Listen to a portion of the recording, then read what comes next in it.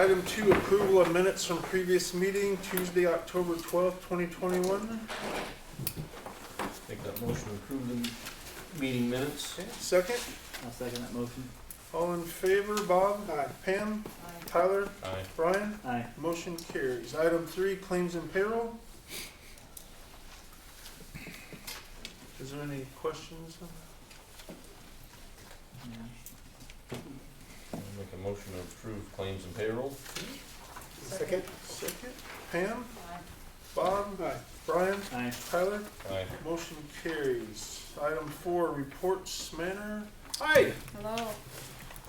You have one set of minutes in your packet. The other set of minutes are not completed. We had an emergency meeting on Wednesday to talk about staffing. I haven't had a moment to type those at this time.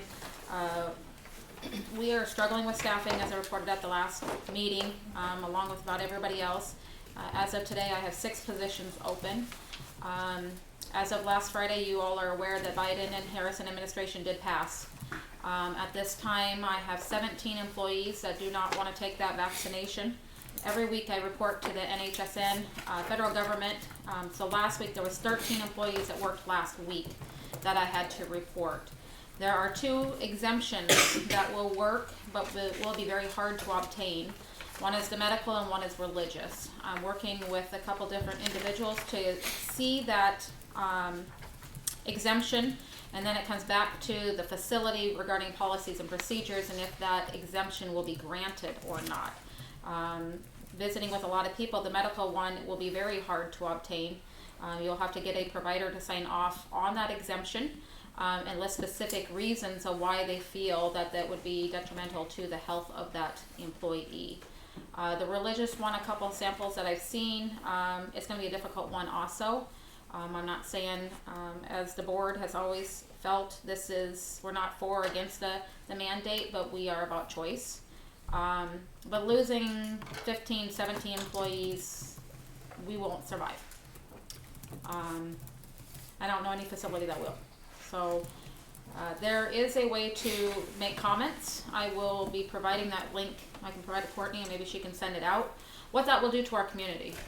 We are probably, at one time, the 3rd largest business in town. I don't know if we are that number anymore with number of employees, but these are your employees that are going to Family Dollar and the gas station and things like that, and it will affect this community. So I hope that when I do send out that link that maybe you can make some comments of what you feel. I know that the Governor Ricketts is fighting hard for us, and the association is fighting hard for us to get these changes to go along. The board has graciously provided me to give raises again to the employees to try to obtain what we have, and hopefully that we can just kind of all work together a little bit harder for the next couple months. But if it does pass and continues to pass, like they said, December 5th I have a deadline to meet, and then January 4th I have a deadline to meet, I will be down to 2 cooks. I can't do it with 2 cooks. So what's to say you can't just grant all 17 of them a religious exemption? It's a possibility. Just do it.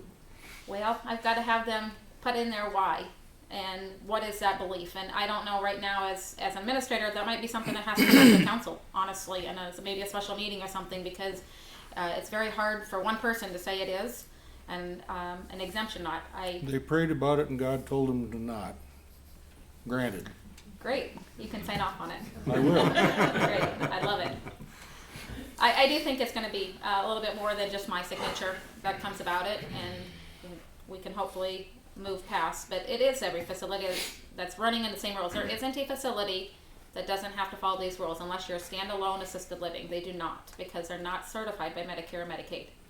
They're certified, or they're licensed by the state of Nebraska. So that's the only thing healthcare. And this is dialysis units, this is home health, this is our little hospital up here. It's all general, pretty much healthcare. So I just wanted to forewarn you what we got going on, so you are very aware, and maybe a little bit of support from you guys as council members, because it's going to take that right now. Tell us what to do, but first the link. Make comments. Be great. Okay.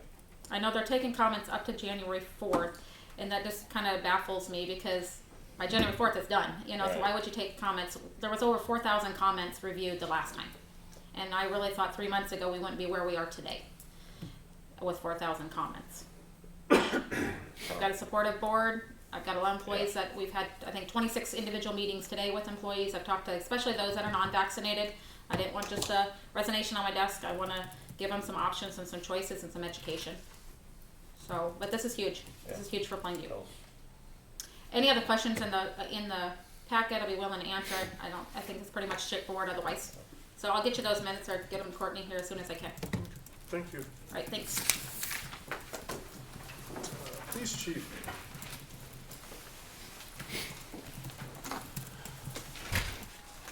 Good evening. Good evening. Mr. Sandy, did you get, Yep, we have one for you. Okay. Like, oh, I didn't see it today. From the email. So. The month of October was pretty much the same as the last 8 months, 9 months, but Halloween night was really well. A lot of kids had 2 or 3 calls, incidents that weren't real bad. Wasn't really no roads to clean up the next day. No pumpkins, no barricades, no trash cans on the road that I seen, so probably first in a long time.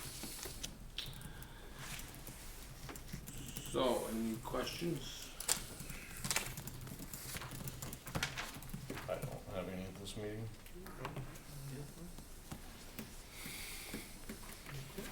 Thank you. Economic development is. I know she spoke in Lincoln today. Oh. So she knows she'd make it back in time. She got asked to speak for economic development conference. So. That's right, she did say that. City superintendent.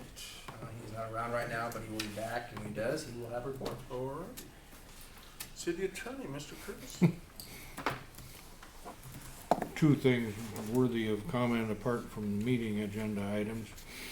I've now spoken to the county attorney, well, I've spoken to the county attorney twice. I've called the county attorney 4 times about the possibility of him picking up the city prosecutions. If he would just keep track of time and submit a bill for what time he spends, it couldn't get any cheaper and better. He's already dealing with the Plainview police, he knows everybody. He could handle that. The first 2 times I talked to him, he said, yeah, that seems like that could work. But the second time he reminded me, but you know, I'm not doing any private practice anymore, I'm just doing county attorney business. He kind of semi-retired due to excessive stress. I don't know how a lawyer could have stress, but it happens. But I called him twice today and never talked to him. He had the secretary instructed that he was busy and he didn't want to talk about it. So I just put Jerry on the hunt. Maybe he could talk to him a little bit. I mean, you just couldn't beat that from an efficiency standpoint and cheap. And he's there anyway. If you just take an hour a day or whatever it'd take and take care of Plainview City business, it'd be great. But I don't have an answer for you tonight. I'm hoping that that will still come through.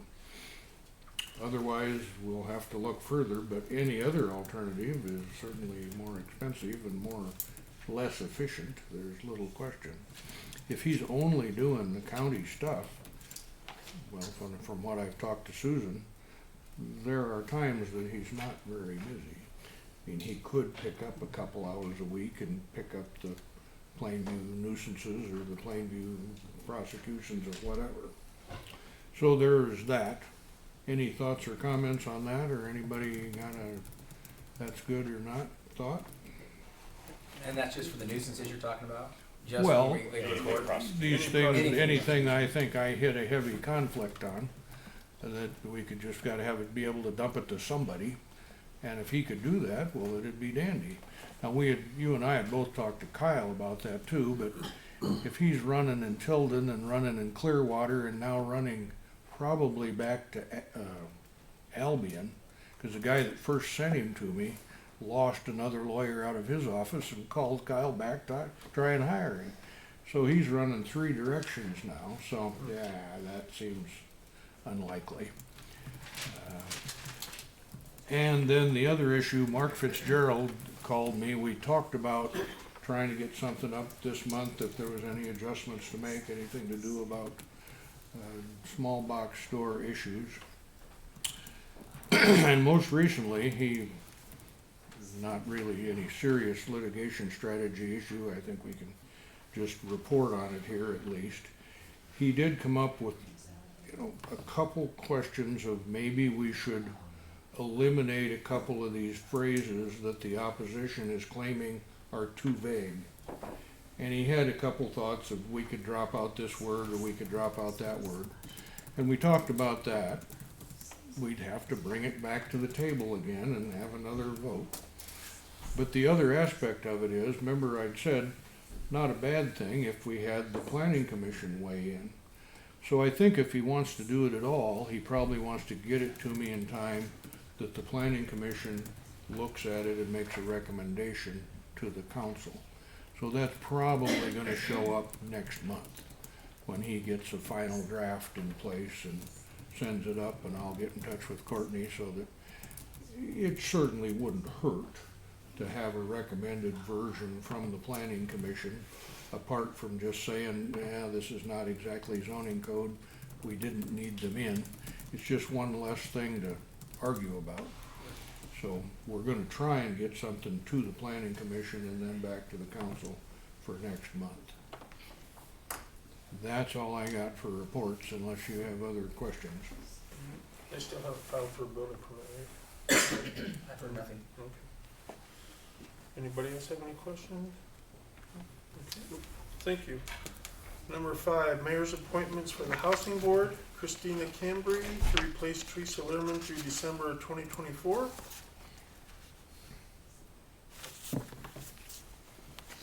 Motion and a second. I'll make that motion for Christina Cambry on the housing board. Second. Second. Any discussion? Brian? Aye. Bob? Aye. Pam? Aye. Tyler? Aye. And Corinne Janovic to replace Shelley Celine through December of 2022. I make a motion to appoint Corinne Janovic for the housing board. Second. Pam? Aye. Bob? Aye. Tyler? Brian? Aye. Perfect. Do I say thank you? Oh, You yeah. may say thank you, yes. We say thank you. We say thank We you say also, thank you. yes. Okay. Number 6, public hearing, 6:45 PM, LB 840 6-month review. I guess we're a minute and a half early, which is actually a good thing. We have, hi, Mr. Lincolnfelder, perfect. Yes, sir. You're gonna approach slow since we got a minute, but hey. No, it's fine, it's close enough. I'm just happy to be ahead of schedule. Good. Thank where you you for want me, coming. Brian? Yep, perfect, thanks for Okay. coming. Yeah, thanks guys for having me. As far as an update on LB 840, it's been a pretty busy 6 months, I'd say. One thing we did, we appointed a new member, Bill Michael. Everybody knows Bill. He replaced Bob Baird.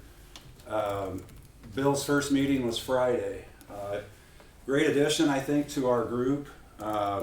We're primarily made up of people my age. We're all in our about early 40s. Grant Doomer, myself, Dr. Mary Doherty, Jody Altwine, and now Bill. So I think it's good to add Bill. You know, he's a former business owner in town, been involved in a lot of projects, so I think he'll add a lot to our group. So excited to add Bill. So that was one thing. As far as some of the things we've been involved in, we were a part of Mary's, as far as them, Scott and Jody, purchasing the Legion building and owning that. We helped with that or assisted with that.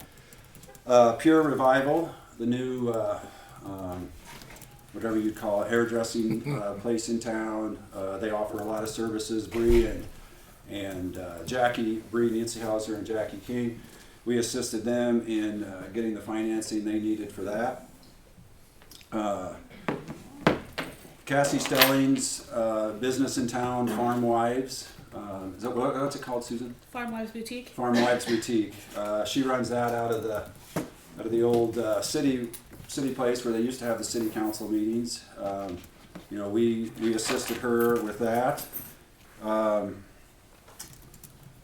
So those three businesses are, you know, I think can be three, you know, pretty prominent businesses in town that LB 840 was involved with.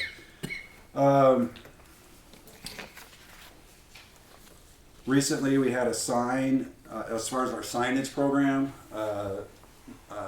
Melissa Smith, I believe, the State Farm agent in town, she's gonna run her business out of the old drive-in bank.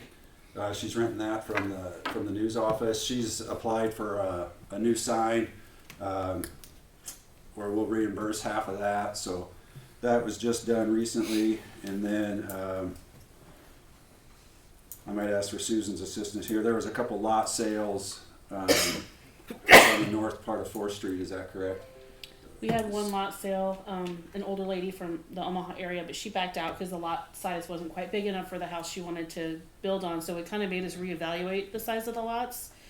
And Jeremy suggested maybe instead of the 2 lots per house, maybe 3 would be better for the size of today's homes. So you guys approved that, and then Bruce drew up some new changes to that, and then So the last lots week will you be did- just a little bigger yeah, up on North 4th Street. and then you guys had approved Grant and Johnson's purchase. Yeah, and then where Grant Doomer lives and Devin Johnson. Devin Johnson, there was a lot between them. We just rezoned that so that we felt like that lot was a little small. So basically Grant bought half of it, Devin bought half of it, and they'll make it look nice. And the board will approve all that tonight too. It's Yeah. on the agenda for Yeah, tonight. I think That's on the agenda for tonight, so hopefully. So that's what I got, guys, as far as kind of that's our last 6 months. I think there's some things in the works for the next 6 months. Any questions or anything for me? But it's been good. Like I said, we've added Bill. I like that. Our group, I feel like we got a good thing going as far as we work well together and that. So if nothing else, Let's say public hearing. Everybody have any questions or comments for Kevin, good or bad? I just wanna say thank you. oh hi Jody. Appreciate all your work. Yeah, you bet. And I give them a lot of credit. I mean, the LB 840 board is also our downtown revitalization committee and also our CDA for the housing, so they are busy and they've done great. Wearing those 3 hats for the city and all the projects that we've gone through wouldn't have happened without them, so I appreciate them a lot. Yeah, thank you, Susan, too, for all you do. So, okay, thanks. Thank you. Thanks. Okay. Motion to close the public hearing. Friday night at dinner. Make the motion to close the public hearing. Second, Brian, Aye. Bob, Pam, Tyler. Aye. Next one, number 7, public hearing at 6:50 PM, special use permit 308 West Locust Avenue, mixed use building permit. Is Mr. Reynolds not here? He's here. Hi. I'll start off with the background information on this one. So Warren came to us, back in June, July about it, the second time around. The first time, the zoning board denied his claim to have a building there. But anyway, he came back again with the belief that if he had an office in the front, he thought he'd be able to have storage in the back of the downtown district. The zoning board didn't really know where we sat at. The book isn't that easy to interpret, so I sent out an email to our attorneys. That's what the zoning board wished. We finally come back with, they felt the best option, which was Kyle and Bruce, would be to do a special use permit for this. So it's for a mixed building. His purpose is proposed use of structure or building is the front end will be exclusively commercial or general office, business support, management. Interior walls are non-supportive, so any commercial or office can be expanded to the south, and then off-street parking of vehicles, trailers, and storage, which would be behind the office section of it. The zoning board did meet over special use and public hearing last week, and they recommended to not go forward with it. But with the special use permit, the council has a final say so. And so that's why we're here, and Warren has his chance to shine. Oh, well, the building that I've proposed is an all-metal building. It'll be a very contemporary looking building. It'll be charcoal color with light beige, dry stack stone on front. Any garage doors or anything would be facing the alley, would be a light beige. So it'll be an attractive building. The front will have a full bath shower, kitchenette, and for the time being, it'll be my personal office. I have, though, allowed for the first 2 bays, if anybody wanted to rent that or rent even the front end. I certainly don't need an office full-time. As a matter of fact, the perfect condition for me would be to rent it to somebody and have them take care of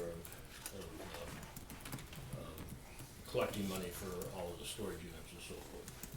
But I have reached out for a couple of people that I thought would want to have retail space, but both of them said they couldn't afford to pay rent on a new building. So, I mean, all I'm trying to do is to utilize a lot that I cleared off, tore down the house and cleared off the lot. And to me, it makes perfect sense to, the storage units would be all insulated. They would be available for heat, and each storage unit would have its own meter, which the people that would primarily use that would be possibly boats, classic cars, so forth like that. You won't have people paying $130 a month to store household stuff like they do with the shipping containers in the smaller units. So I think it'd be an attractive building for downtown Plainview, and I think it would it'd be useful, and I believe it'll pay. So, any other questions? I was just gonna say, Susan said last month she has 6 people looking for office space. I don't know if you'd ever considered. Me, but I would talk to anybody. No, that that's wanted what I- office space. Any, is the public hearing any comments from the public for or against? How many rental units would there be, Warren? Is there like enough room for people to get back in and all that and that? The lot is 50 wide and 100 deep. It is a pretty good sized lot for downtown Plainview. It's bigger than the lot that I built my previous office building in. The building is 28 foot. It'll be a 4-foot barrier between the building and the lot line on the west side, 2-foot buffer strip on the front and the back. The building's 96 foot, so that's 2 foot in the front, 2 foot in the back, and there would be a total of 28, 4 is 32, 18 feet to the alley on the east.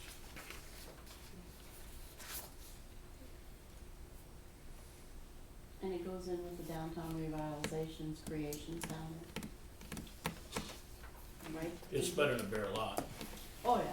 You know, there's approximately 55 Well, no, buildings actually. downtown. That's not counting the blank spots. Currently about 55 buildings.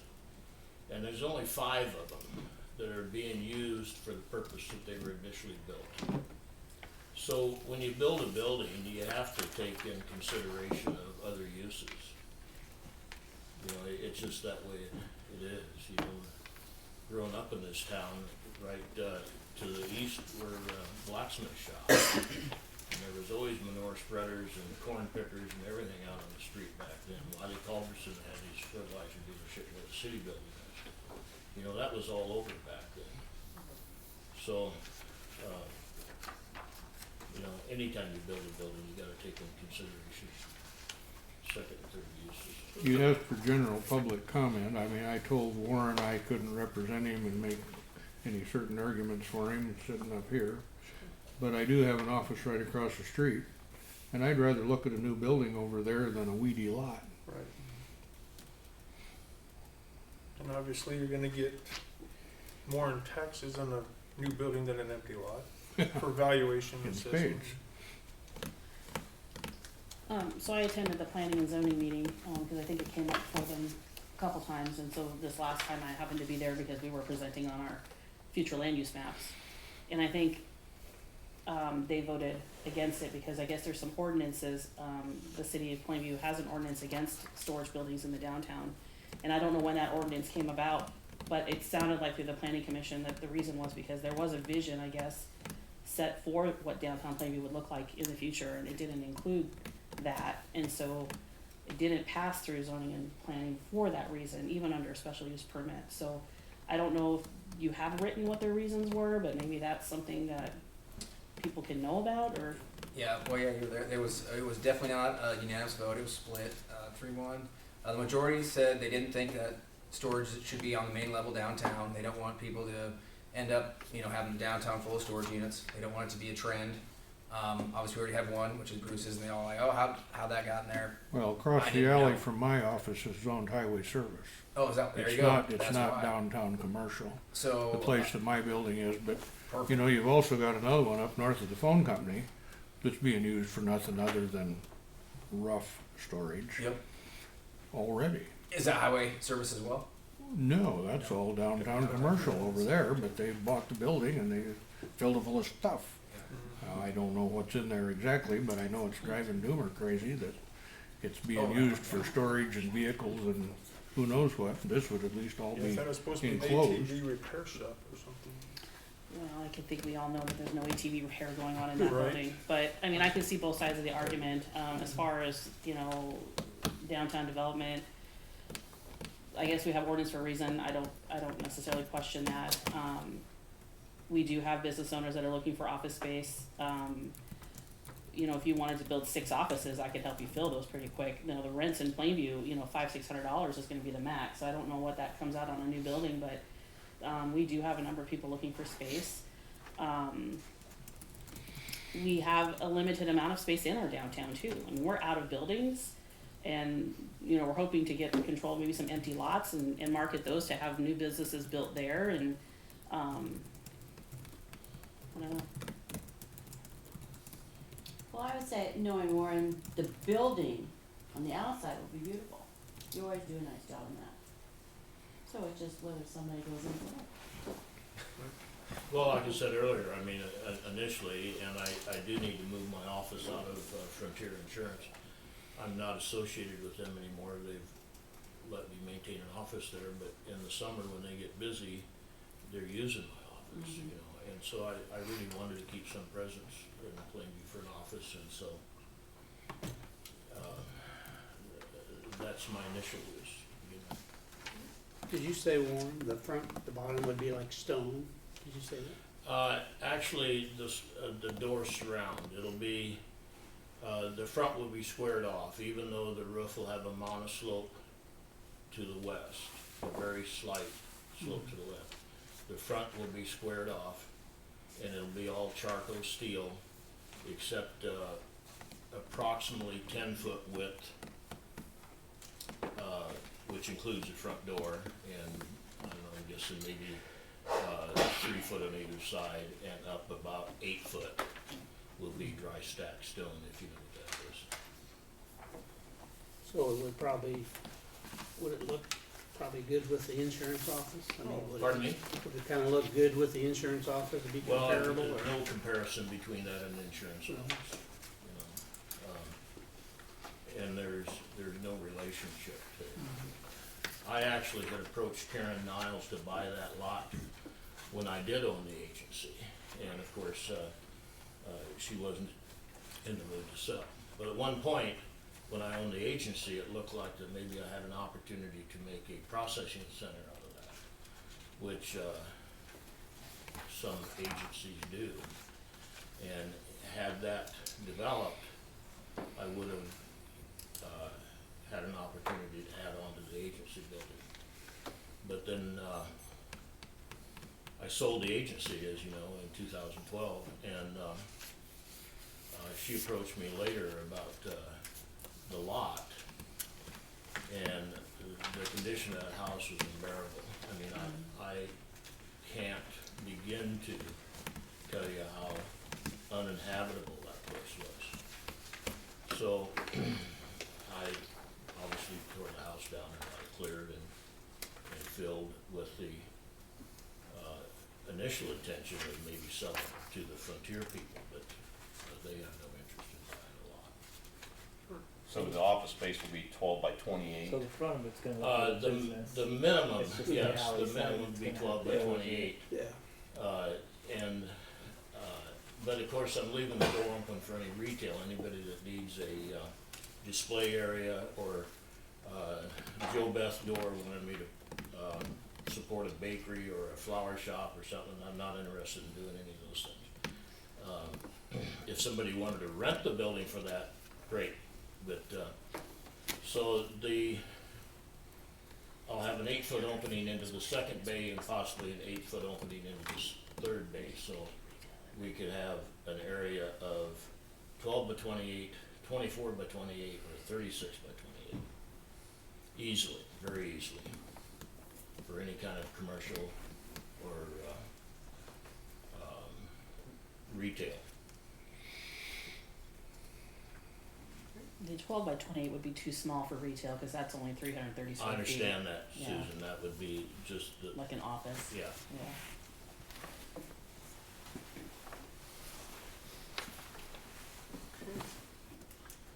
Hearing no other public comments, motion to close the public hearing. I'll make the motion to close the public hearing. Second, I'll second that motion. Pam, Aye. Tyler, Aye. Brian, Aye. Bob. Number 8, discussion action, approval of special use permit mixed use building, 308 West Locust Avenue, lots 5 and 6, block 8, Kimball and Blair's addition for convenient storage.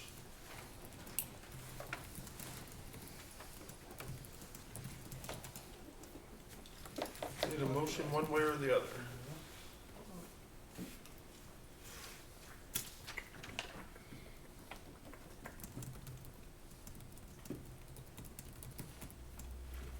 It's kind of a tough one. I mean,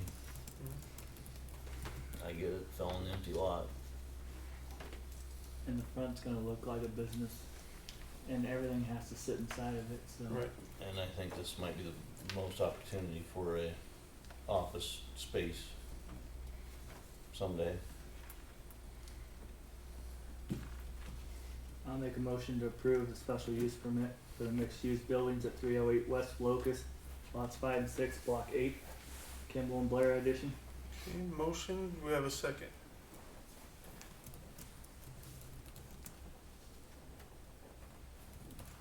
I'll second. Okay, any further discussion? Okay, Brian, Aye. Bob, Aye. Pam, Nay. Tyler.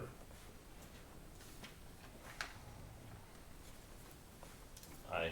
Aye, motion approved 3-1. Congratulations. All right, thank you for your time. You're very welcome. Number 9, public hearing, 7:00 PM, 1 and 6 year street plan.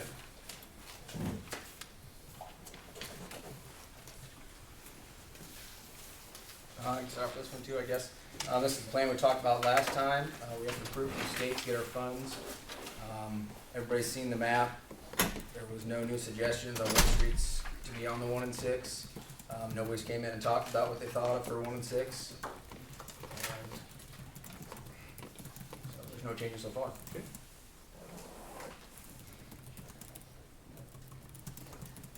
Any public comments about the 1 and 6 year street plan? Good evening, Dr. Good Arlen. evening. I guess I thought that's what this hearing was for, to The 1 and 6. discuss the 1 1 and and 6 6, year street right? plan, Or yeah. if we were supposed to maybe come in to see you No. directly or individually? So you know, last time there was a lot of discussion, last meeting about it. We actually presented it last meeting with the engineer. One thing I would like to say is the 1 and 6 is for the 1 and 6 and not for any of the current paving districts that we're gonna be talking about. So hopefully we can keep the public hearing to the 1 and 6. Okay, so this would be the time to Correct. discuss The 1 and 6 pros or year. cons or maybe questions for the council. I think last meeting that I was able to visit with the council about the 1 and 6 was last December, when I asked a question about how streets got moved back and forth from the 1 to the 6, because the plan presented to the council last year had changed from the previous year, and it's a city administrator decision. It's what I understood at that time. Council decision. but your recommendation on what should be 1 and what should be 6? Council decision. Okay, okay, I maybe misunderstand a little bit of that conversation from last December. But I advocated specifically for Lincoln Street to be put back on the 1-year plan because it had been moved from the 1 to the 6. Understanding that to a layperson, this is a priority. So 1 would be a priority over 6. So Locust Street, which is Ballfield Street, was Lincoln, my bad. So it went from a priority street to a non-priority street. And so I advocated for that to be moved back, and I believe, I know that Tyler made the motion at that December meeting to approve the plan, but to move Lincoln back to a 1-year. Okay, and the map that's been on the city's website all year, did not show that. It's still, and in fact, the map that is on the check today is not this map. I mean, and I know this says, the date on this is 2022. The 2021 map that I believe was approved last December didn't show that Lincoln Street was moved to the 1 year, as was in the motion by Tyler. But that's not necessarily that significant. Sure. But it didn't really reflect the record, I believe, of the city council at December's meeting. So, in thinking about and visiting with, a few council members and with the mayor, this is about community progress. And gap paving, are streets that really aren't used by the community unless we've done a study that I'm not aware of to show the amount of traffic that might be on those streets. So it doesn't, from my perspective, I don't know that I would necessarily identify those gap streets as that is progress for the community. I think it's a lot easier to advocate for Lincoln Street. That would probably be progress for the community, a through street used by almost certainly without evidence, without data to show that it's used more than these gap streets. But I think that would be an interesting study, maybe a necessary study before moving forward. And one that is, to me would benefit the community more, and would maybe, although difficult to do, I would understand from an engineering standpoint, benefit the community and the expense of it. I don't know how that would work for sure, and I'll listen for more of those details about how paving streets, who exactly pays and how that's assessed and so on. But obviously Lincoln Street, I think the whole burden is essentially school and city, and potentially on the north maybe Mr. Frederick. They'd be ag exempt. They'd be ag So it'd exempt. be Okay. city. Okay. So essentially city and school, not individual residents. So so I would just advocate again to focus on Lincoln Street as true community progress. Certainly more so, I think. I think it would be really a difficult sell to say gap paving is good for the community when really those, as we know, those are gap streets for a reason. They're not, folks, we don't, probably don't access those as often. So I would, so I'm making really the same, I think, argument or the same discussion, the same points maybe that I made a year ago. So that's all I would have to say at this point. I'd like to continue to listen to further discussion and reserve the right to address you further later in the hearing. Thank you. Didn't we say something about Lincoln Street was gonna end up in a vote or something? We were gonna bring that up if we wanted to put it on the ballot for like a geo bond. Yeah, that's what we were waiting for on That that. can't happen until, I've talked to the county clerk, that can't happen until late December, January. You can talk to her about it before that, so. Right, that's what we were waiting for on that. Okay. But it is on the 1-year plan for 2022, Understood. which Yep. is your current Yep. plan we're voting on tonight. Okay. And I remember that conversation, so it should have been on that website. Okay. Yep. To be sure everybody understands what the ag exempt means, everybody knows the term. Remember, if it's paved out there to the east and Frederick owns the property to the north, the crop field, it still gets assessed. Yes. He just doesn't have to pay it if he claims an ag exemption. If it's used for ag, you can defer the payment, and he'd have to make application to do that and avoid the payment, which would mean the city would have to pony up the cash to pay the bonds as they come along, or however you finance it. But if it's ever developed, or a house goes in there, or something like that, then the assessment pops back into being and gets reimbursed. So it's not like it's gone just because it's ag exempt, it's assessed. Isn't it similar to Ninth Street, because it's also outside the city limits? Same type of thing as the assessments don't, you know, they can avoid paying them if they're ag use property, even though you might otherwise, well, you would put the assessment against it. It just would just lay there. You can't enforce it, and they don't have to pay. And it can lay there forever. And it can lay there forever unless it's developed. Yeah.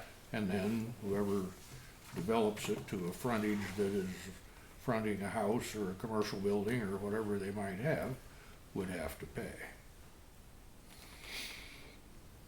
So speaking of who has to pay, I mean, I guess clearly can it be explained, gap paving would be paid by whom? It still gets assessed. It would, but it's up to the council on how much gets assessed, or if Okay. any gets assessed. So it could be any or all Some of are the, done, of the cost of the partial. project? Okay. Yep. So how would the council decide what percent the residents should pay and what percent the city should pay? Although this is out of the 1-6, but I'll give you, if it gets approved and goes through to the bid process. I'm sorry, then it would this is happen. not the time for that. That can come, that's next item. Next item. Okay. Thanks. But I would like on the east side of the soccer field, or where they throw the discus, that's a city limit, and then it comes, you know, so that is also outside the city limits, where that cornfield is, Mhm. so, yeah. Okay. Yeah. Any other public comments for the 1 and 6 year street plan?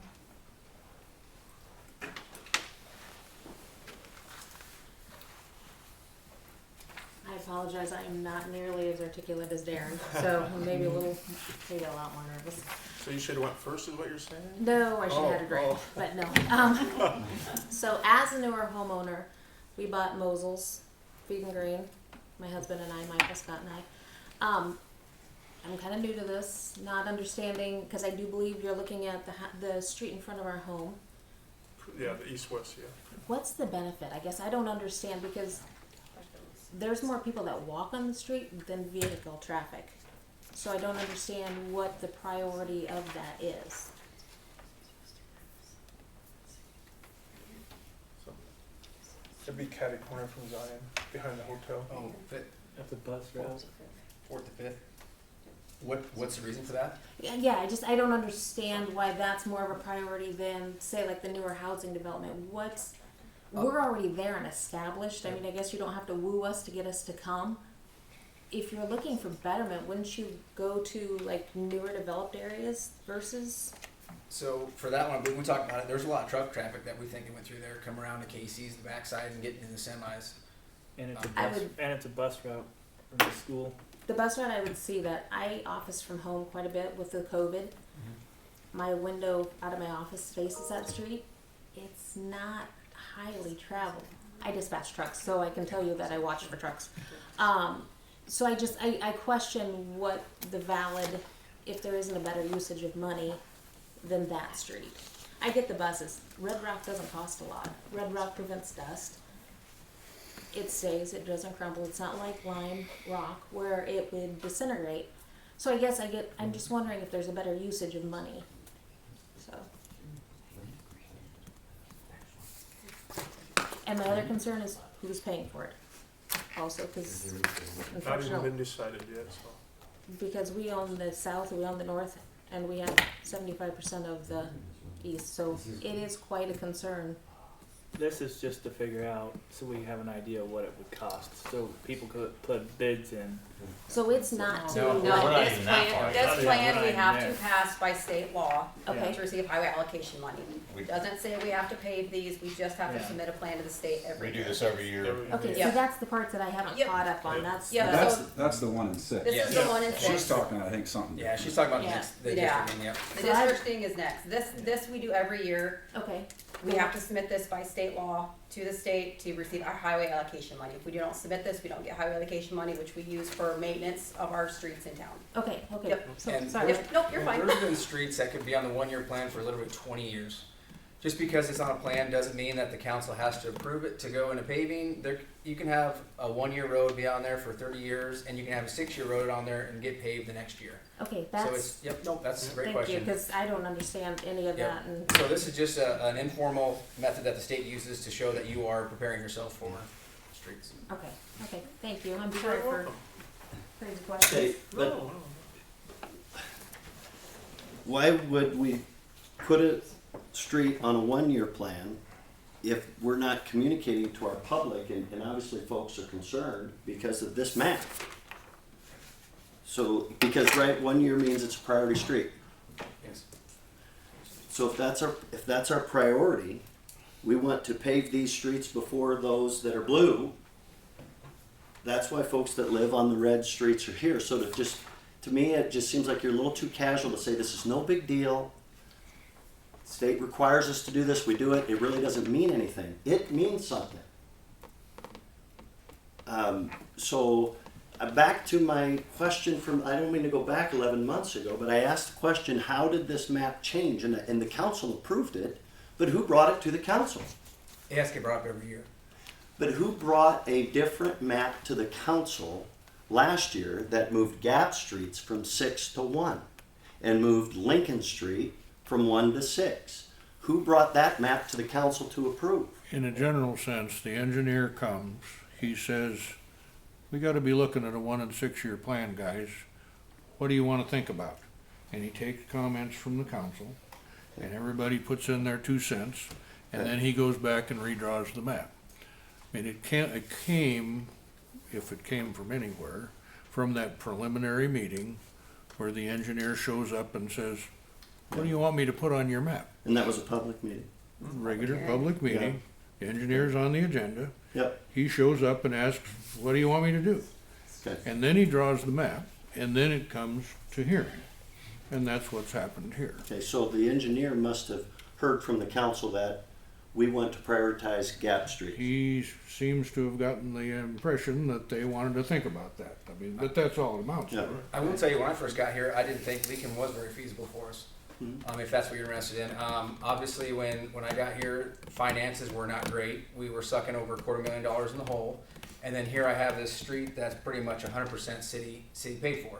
So, on a budgetary standpoint, Lincoln would have been a poor choice for the city to Well, move it would forward be on. 100% if the school is on the other If- half. If they decide to assess that school, yes.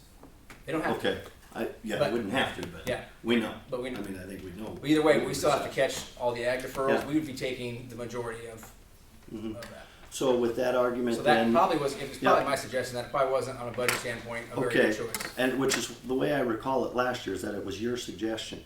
So if the city has no money, people that live on Gap Streets ought not feel that the city isn't gonna assess them 100%. So folks that live on Gap Streets, if we want to plan for this potentially continuing to progress, community progress, city doesn't have any money, council can assess 0, they can assess 100. They're gonna assess 100. Not necessarily, Right. because there are grants and other things out there Okay. available, and we don't know, we can't access any of that because we don't know what the cost is. Okay. And we don't know what streets we're looking at. Now, if the city were to put a package together, we could go and get CDBG block grants, we could income qualify certain Okay. people, they might qualify for up to 75% of it being paid for, Yep. who knows? And I think so I understand you're asking us to trust the city and the economic development, that you would do everything in your power to minimize the amount that you would assess folks that live on Gap Streets that are generally not in favor of having it done for primarily the purpose that we don't want to be assessed thousands or tens of thousands of dollars. I only do what the city tells me to Yep, do. understood. Okay. So, And again, let me ask this one question quick. When was the last time we paved a gap street in this town? Couldn't tell you. Is that anyone up here remember? You've been on the council for 20 years. When was the last time we paved a gap street? We do this I one in would 6 say every year. The last one I remember would be a block Was west it the of where Casey's Jerry Road? lit. Or not Casey's, Oh, yeah, but yeah, the Family yeah, Dollar? Yeah. North of Family. I'd say the other one I was remembering was where Larry Wiggert lit, Right. south, but it'd probably be the one behind. So that was about 7 years ago. And I remember that somebody says, why are we paving behind Watson's? And the answer was, because Dixie Johnson's been bitching for 15 years to get her street paved, and we're finally paving it. Okay, so if that's the reason you so like paved it, historically, then wait again until somebody bitches to get it I mean, paved. I'm If sorry that to was say the that was a reason to quote do that it. was given to me, If that was the reason to do it. If it wasn't that important year after year after year until somebody said, dang it, I want this, and that's perfectly fine. If somebody wants to live on concrete and they don't want to move, and the city obliged. Yeah, because they're That's like, fine. Family Dollar's already here, why would they need to But pave I- a street behind the Yes, business? certainly wouldn't agree with, well, we haven't done one in a long time, it's time. That's not a reason. That's not a good enough reason. So you're If for saying community we should- development, for community progress, absolutely. Because the other But then that would comment, be I remember when the a Thornburgs lengthy came, discussion. when the Thornburgs bought their house, Sarah came to the council meeting and she said, had we known that we were gonna be assessed 15,000, we would have bought a $90,000 house elsewhere in town rather than the $75,000 house we bought and pay the 15,000 for the street. So, I want to make one comment about Yep. the budgetary thing and about assessments. This I don't council's know done a if this great is job time of to correcting be the talking budget about issue. it. Well, you brought it up because the assessment, so I'm just trying Yeah. to correct that situation. Last year, we were in a losing money battle, and now our budget was actually healthy this year. Not healthy, but we were even. So this council's done a lot to change those issues, which is why we would change them moving forward. Yep. So, Okay, and I know after the last council meeting, it was mentioned in the paper that residents were gonna be notified. Has that happened? We're not We're to not, that. So we're not yet. even that far. Okay, So. okay, if We get haven't through even, this we haven't on even the voted to 6th, get bids yet. okay. We're So, way down here. so we may, residents on the Gap streets, ought not be concerned. All right now. All right, now. No. I wouldn't say Okay. that, but we're going through the process. Okay, And to me, you look at the council, okay, we're gonna do something or we're gonna do nothing. Now, how many times we sit up here and we do nothing? mhm, I was on the council 10, 12 years ago, we did nothing. I'm on the council now, we've done a lot of things. So you're either gonna be progressive or you're just gonna sit and do nothing. And so on the other flip side, maybe we should have a meeting and say, all the people that want their streets paved, show up. How many people you think will be out there? So when you're talking about how we pick and choose, you gotta start somewhere. Yeah, I don't know that it's a valid argument to potentially assess residents thousands or tens of thousands of dollars just because we need to do something. No, I'm saying we need to progress. How do you think the Yeah. streets got paved now? Somebody paid for them. But that is my question is this really community progress? Are Gap streets really community progress? Is any pavement progress? I think it is. I believe a through street that is used by thousands of cars a year if we were to do a study, but I mean, if you think about activities that go on down there in the summer and fall, I think a through street would definitely be community progress that most people in the community and those that visit the community and visit that area would probably appreciate. And I guess I'd like to say that if the city can't afford it, then how is it fair for us? Maybe we can't afford it either. So I mean, if you're saying that as far as budgetary, I mean, we have no choice. Where you can say, yeah, we're gonna do it, we have no choice if you say you're gonna do it and we have to pay it. So. Mr. Mayor, Yes. can you address the planning when we're gonna develop the northwest part of Plainview? That they put in the sewer, water, and the streets first, and then nobody will even have to have this argument. We're looking at that with our future land use maps because that shows the direction of Plainview growth, housing, and industry. And then we're also, PCED is looking at redoing the countywide housing plan. We have to redo the countywide housing plan to adopt a TIF program, and TIF is the way that we can put that water, sewer, street infrastructure in. So the land use map is step one. Step two is PCED, going out and getting the grant from NIFA to pay for the countywide housing study. And then step 3 is adopting a TIF program in the community for housing, so we can TIF that area. We have to slum and blight it and TIF it so we can actually do that. So it's in the works, but it takes time. You said it better than I could. She did well. She did very well. I love to read this stuff every day. Any other public comments on the 1 and 6 year street plan? I'll make a motion to come out of public hearing on the 1 and 6 year street plan. Second? Brian? Aye. Pam? Aye. Bob? Tyler? Aye. Number 10, discussion action, resolution number 644, 1 and 6 year street plan. I'll make a motion to pass resolution number 644, 1 and 6 year street plan. Okay, second? I'll second. Bob? Brian? Aye. Tyler? Aye. Pam? Aye. Motion carries.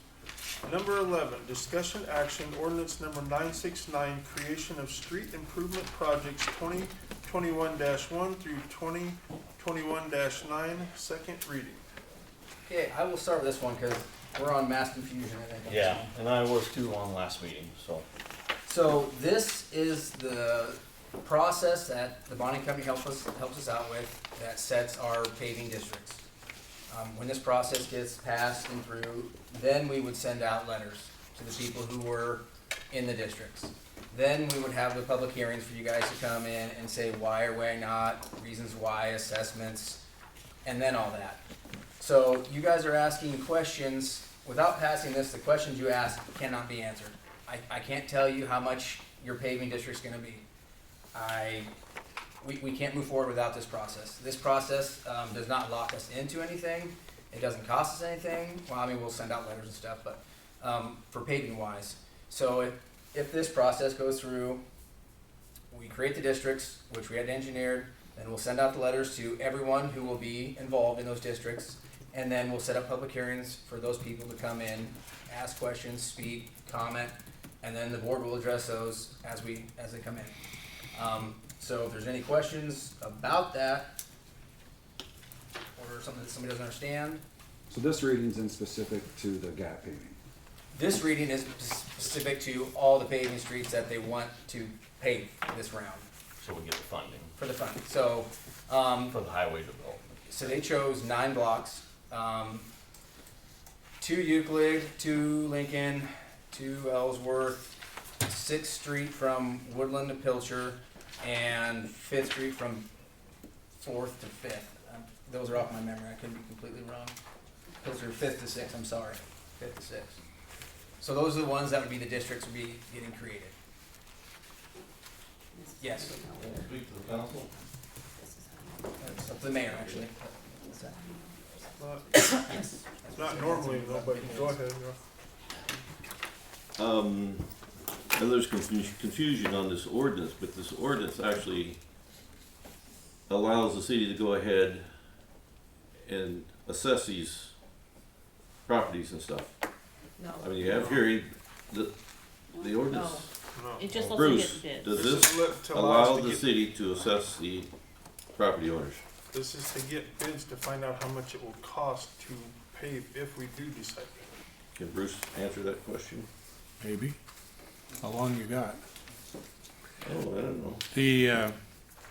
The ordinance, if passed, is part of the procedure that could eventually result in the property being assessed.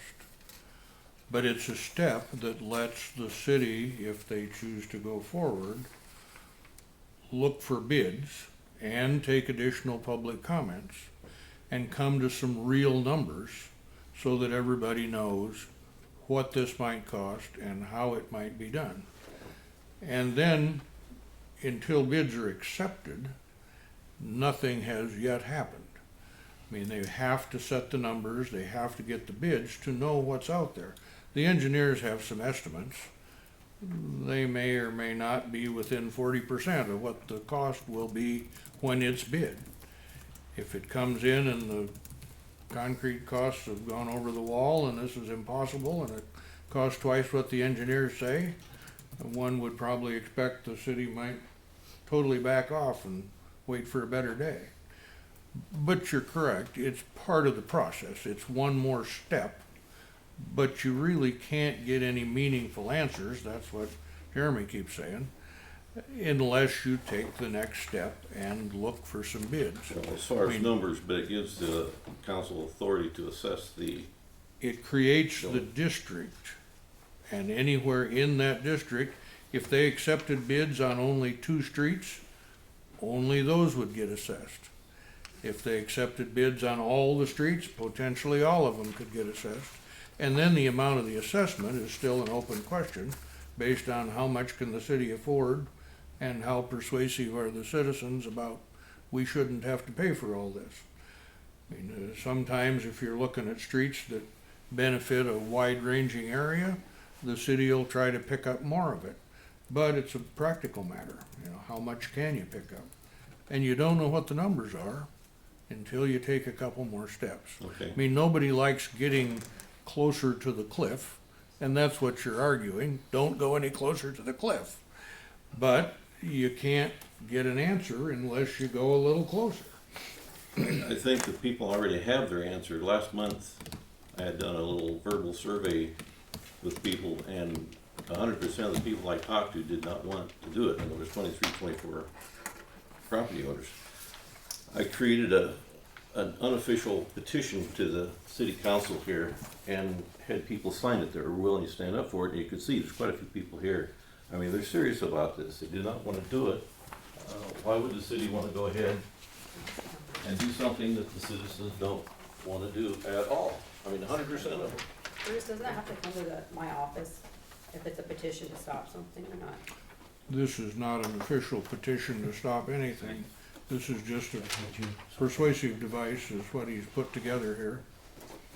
There is really no such thing as a petition against gap paving, but it's a political matter and a persuasive question.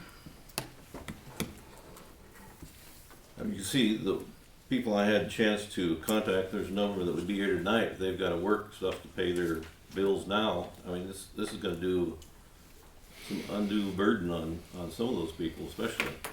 I mean, you're talking an extra $4,000 a year probably, and this is based on city's estimates 2 years ago. What? We don't know what the amounts are. But if you know what the estimates are, and this is based on estimates 2 years ago, things have certainly gone up in the last 2 years, just in the last year. And even the last engineer's estimates were over $1 million, like $1.2 million almost, on their estimates. In the last one. Don't know what they are currently. But we don't know whether it's anything at all. 900,000 or 2 million, the people don't want to do it. Right.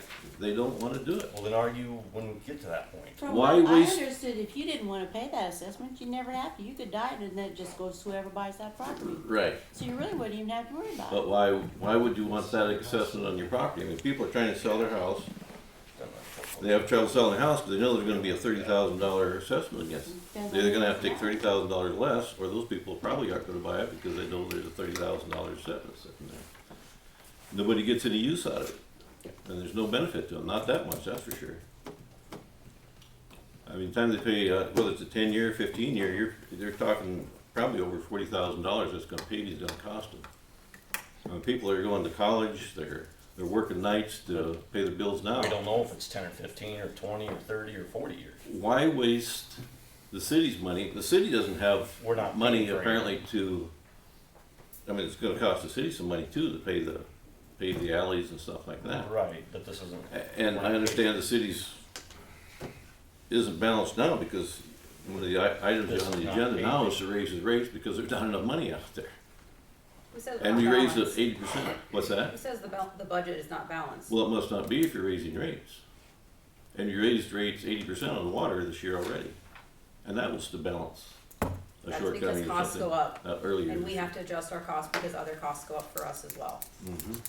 We're talking, well, I'm not getting into reads while we're talking about trash, but when I will, I'll explain But it. I mean, that's off the topic, but So, knowing that 100% of the people that I've talked to, and you see, the ones that are willing to sign the petition here. In return, I did take a comment from you last time. I wrote down that you said everybody in the town is against it, and the council's here to listen to everybody if you talk to everybody though, how about the people who did pay for the streets? I asked them, you've got assessed, would you like to have other streets paved in town, somebody else had to be assessed for? And they said, Well, absolutely. First of all, I didn't say everybody in town was against it. I said everybody I talked to was No, against it. sorry, I apologize. Okay, that's quite a bit of difference. The other thing is, that would be fine if the people wanted to pave, but they don't want the paving. When I was on the council a number of years ago, if the majority of the people did not want the paving, we didn't pave it. And now this council seems to want to drive it down people's throat because they can. They don't have to have a vote on the thing. But you can see that the people are against this. Why would you want to go ahead and drive something down their throat to be progressive or whatever you want to call it? It's not that benefit for development. I mean, you're not going to create any businesses there. They're all side streets on houses, most of them. Some of them are front streets, but even the ones that have people in front of their house, they still don't want to spend the money to do it. $40,000 is a lot of money. Buy a nice new car if they wanted to, Yeah, but they can't afford that either. You've now made the same point 3 or 4 times. Is there anything Well, I else? hope so it. Can we just get on? Well, you can't just keep repeating the same absolutely. thing. Okay, thank you. Yep. Well, I hope you consider all the signatures on there that the people in those streets definitely do not want it. Okay. Thank you. Okay. Second reading. Are you taking any other comment yet? We're not even taking comments, I don't think, but. So at the public hearing, I mean, This This is is not a not public hearing. I know at the public hearing though, I was told that that wasn't the time to talk about something. So, but that's a later meeting, maybe. My questions earlier were maybe for a meeting down the road. Yes. Yes. Okay. Just one final thing, if I may. I mean, and I get it. I'm in a position too sometimes where we get accused of having mass confusion with things that might happen, and usually that's a result of me communicating poorly or not thoroughly. So maybe it is already time to send a letter out to folks to let us know this is the process. This is the process. We're getting fired up before we need to, maybe, or we're getting some things ahead. We don't understand the process. It's not. We're lay persons, and I know there's if we're confused, it's because we're lay people, and we maybe can't come to every meeting and study and understand the process. This is easy to understand, and this is what's public. This is what's in the paper, and then when it's also listed in the paper, the people will be notified. Without context or further information about the length of the process and how that works. So if there's mass confusion, if we're a little bit out of order or out of line, or we're having things we're getting ahead of ourselves, maybe there'll be a time for these discussions, and tonight's not the night. That confusion is because we're lay people and we don't understand the process. So maybe a letter that articulates the process should go to folks who live on a red street, because and I know it can go 1, it can go 6. A 1-year one could be 20 years, a 6 could be 1 year. That sure wouldn't make sense to go backward from the map that you put out to the public, but you can do that, from what I understand. So if you're going to identify a street as red, it's a priority street to pave. Maybe already send a notification out to those families. Here's the process, and there might not be mass confusion. I was just gonna say, I know there's some new owners, but a few years ago when Mr. Holton was here, we had a meeting. It was almost 100% attended, and it was how things get paved, the 1 and 6 year. I thought he did a pretty good job, but that was a couple years ago. So. Okay, last call. Discussion action ordinance number 969, creation of street improvement projects 2021-1 through 2021-9, second reading. Is this where I make a motion? Yes. To pass ordinance 969 on the second and third reading? Second reading Or first. just second, third reading? Okay, so I'll just pass on the second reading. Okay. Motion second? I'll second. Second. Bob? Aye. Brian? Aye. Tyler? Aye. Pam? Aye. Motion passes 4-0 on second reading. I make a motion on ordinance 969 to pass it on the third reading. Second? I'll second it. Second, Brian, Aye. Tyler, Aye. Pam, Aye. Bob. Aye. Motion passes 4-0 on third reading. Number 12, discussion action amendment to the city code, section 4-302 to regulate indoor furniture on porches and lawns, ordinance number 970.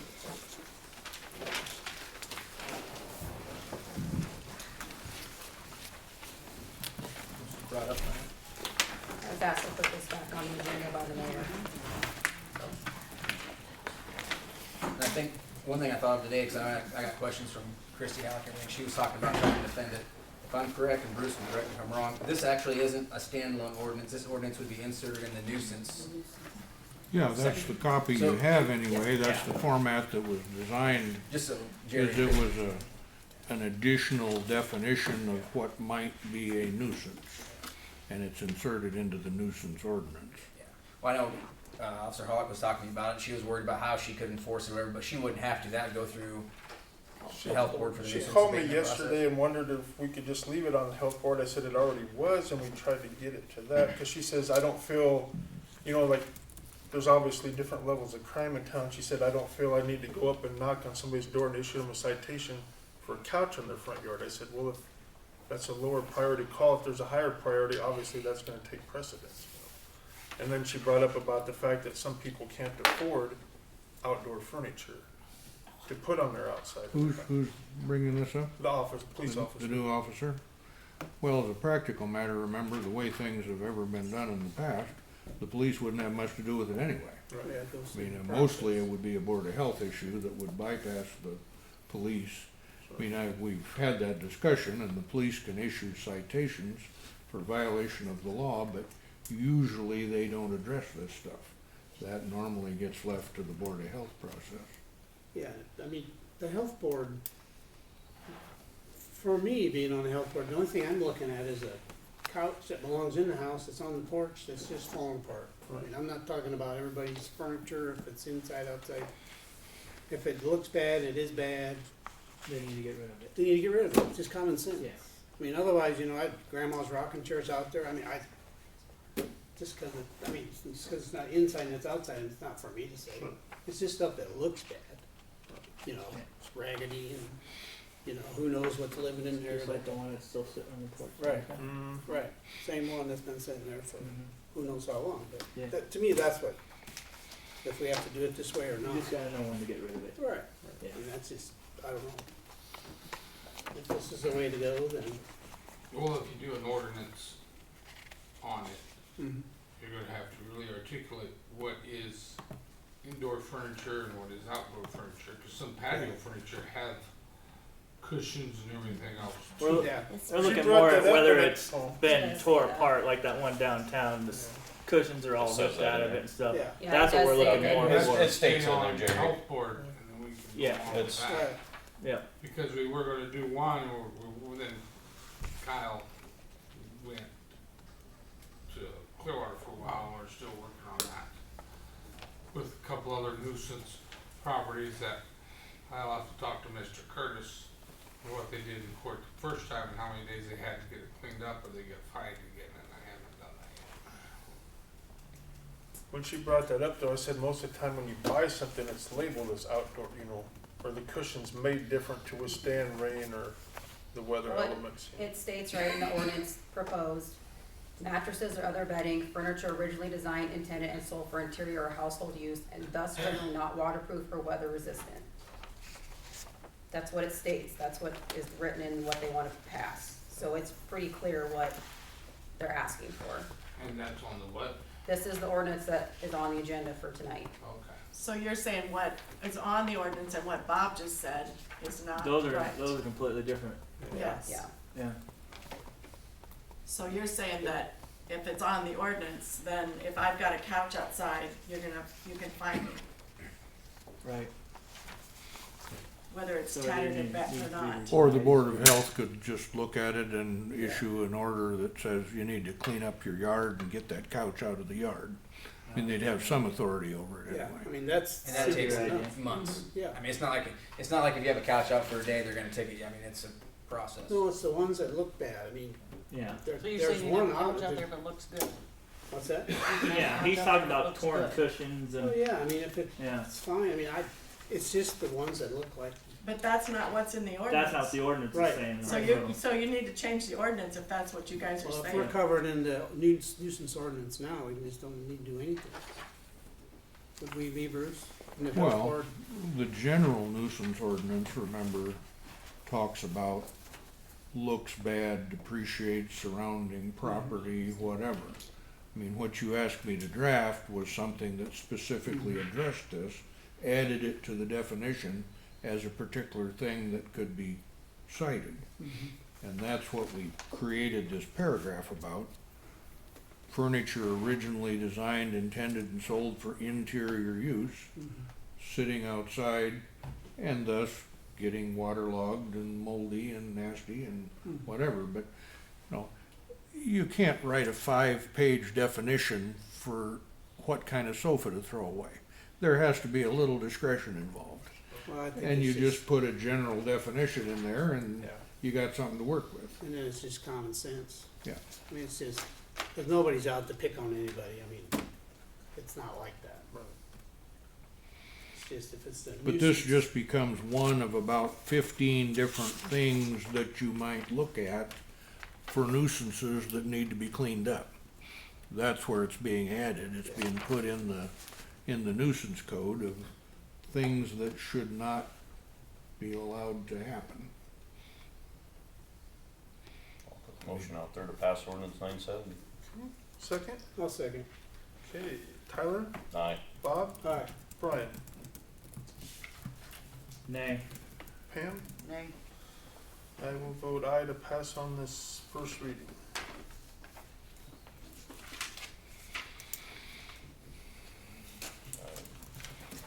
I'll Now, make a you motion. can take a motion to waive the second and third reading if you want to, but it requires 3/4 to pass it.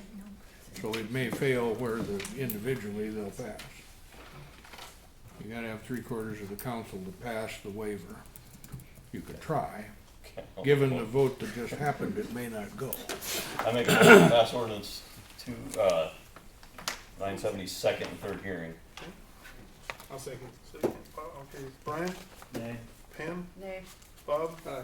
Tyler. Aye. Okay, motion fails 2-2 on. I haven't said anything. What's that? What is the I'm problem? joking. Yeah. I was gonna go. Number 13, discussion action ordinance number 971, regulations for trailers parked on city streets. Jeremy brought this to me. I looked at it, and we had a little correspondence back and forth about what exactly were we talking about.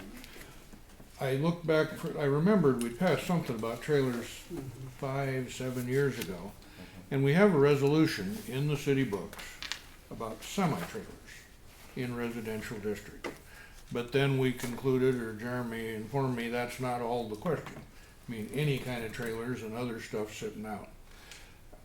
One other thing I turned up and looked at it in detail is that you do have to distinguish, looking at the city code, and take note, Jerry, there's a definition of motor vehicles, and a motor vehicle is a self-propelled device. But about 3/4 of our parking ordinances talk about vehicles, and vehicles are not motor vehicles.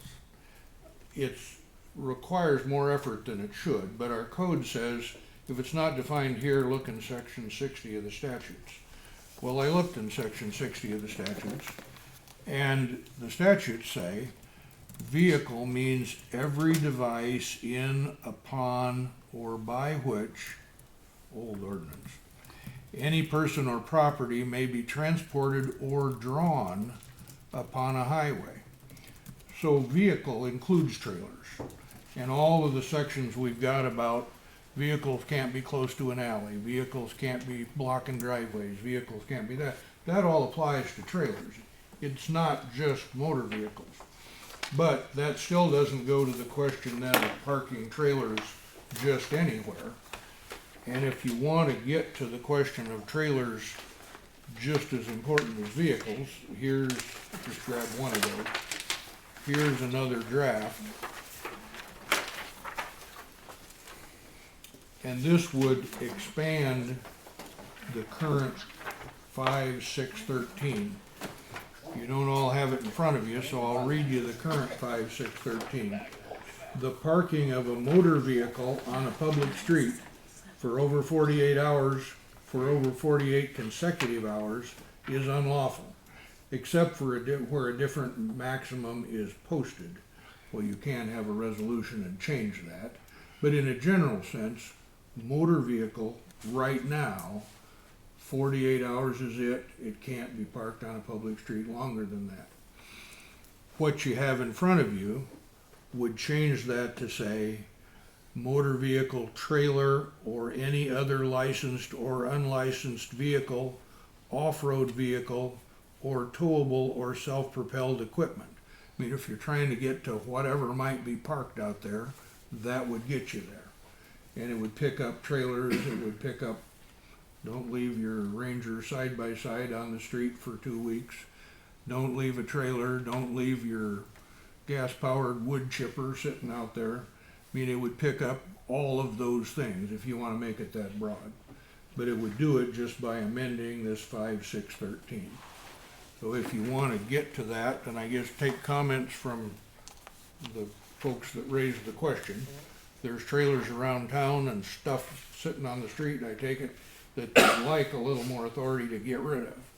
And it's not necessarily that they're sitting in an alley or something that we could do because they're a vehicle. It's that they're just parked on the street. How does that work if you're doing construction and you have trailers sitting at the house for multiple weeks? Well, I could make this as long as you'd like it to be, but I can't think it would be a problem for something that's actively being used. And, I think it goes to the discrepancy of the police officers. I mean, I think they understand that. But this was first brought up because people would come and talk to me. It's going to be snow season. This trailer's been sitting out in front of my house for a month. We know it's going to have to be moved for snow. Or, you probably like it too. We say, yeah.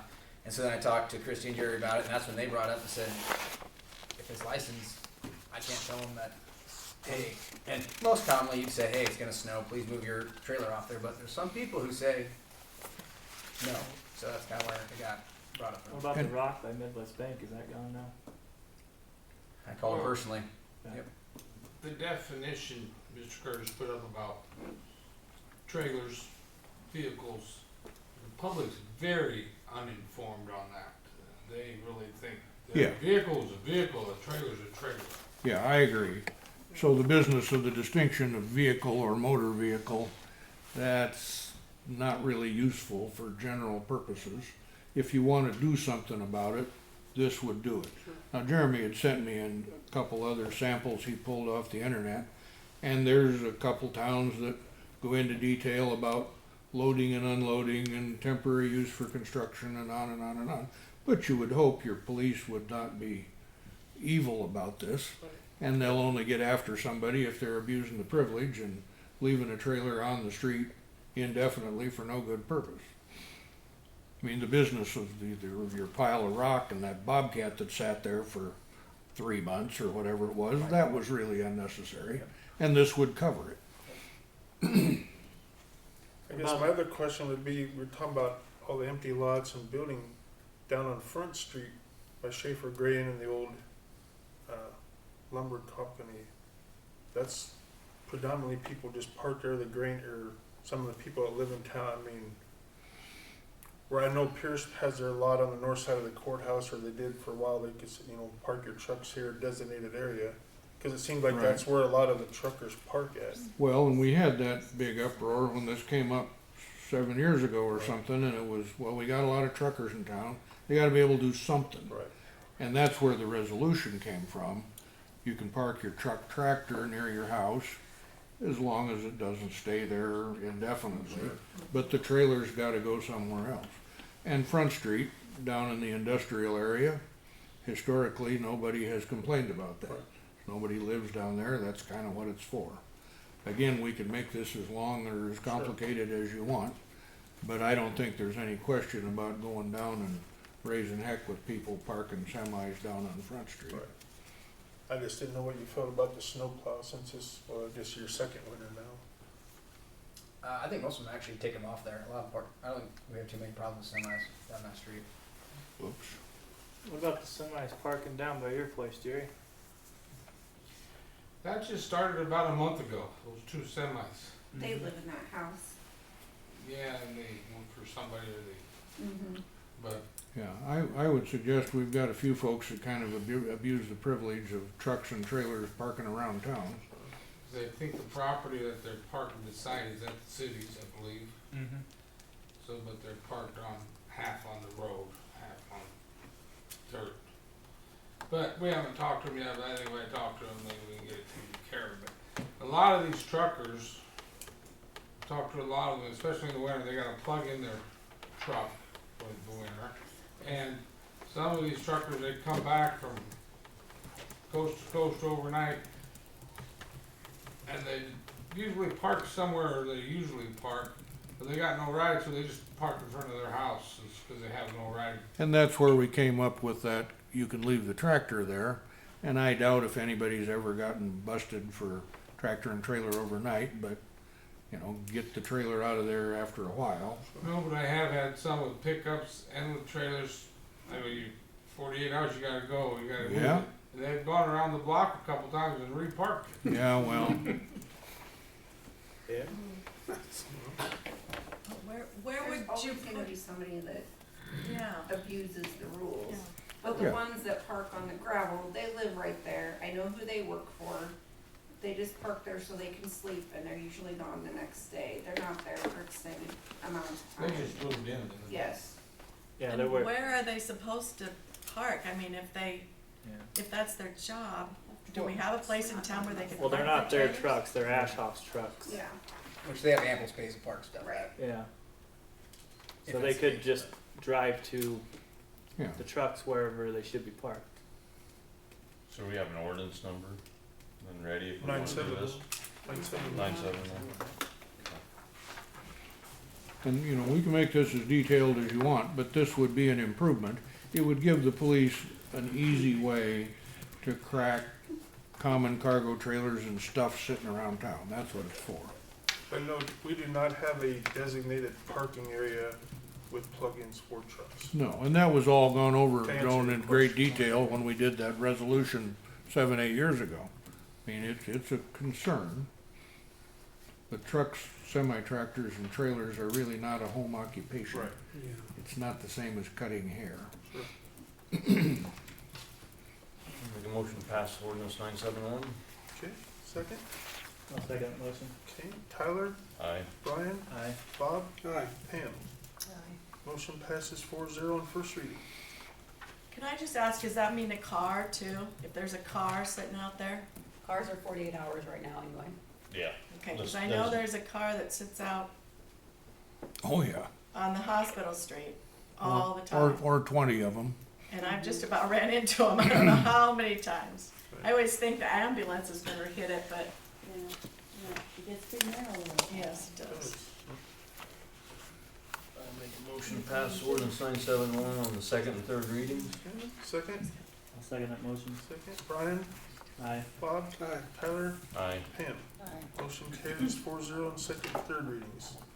Number 14, discussion action possible transfer station, C&D and commercial residential trash rate increases. Okay, so I'm bringing this forward because we talked about it in budget. We talked about it back in June even. I looked back at my notes. I don't have any numbers up here for you because we talked about them, and I'm really looking just for direction. So we know we're going to incur some capital costs of equipment and things we need to upgrade on. I'm really looking for, because I know I brought up a break-even situation where we do the trash for local people, and we had a councilman who said we want to do it all in the transfer station. I'm really looking for just direction so I can really, create a formula where we need to go. So do you want to divide it up so the people who have garbage, they actually pay for what they have, or do we want to subsidize a little bit with our transfer station? Kind of up to you. I just can't make 15 different options. I'd like a little direction there. Is there a way to do both? Easily. We do both. Like divide it. Yes. Yeah, we divided last time. Yeah, it was gonna be like $3 to the residents and not quite $5 for the transfer station. So we were gonna go with $5.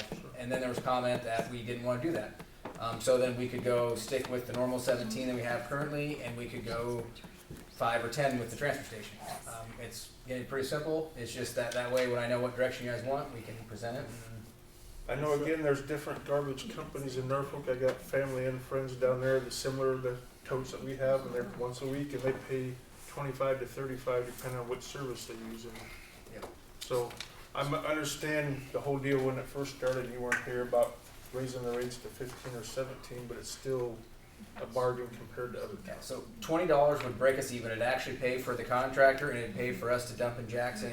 It would self-sustain, which this is why we are raising rates to self-sustain. Right. Because when you don't self-sustain, that's when we get in trouble, because then we start begging, borrowing, stealing, and then we get into situations where we lose money. And we just had this conversation a few minutes ago.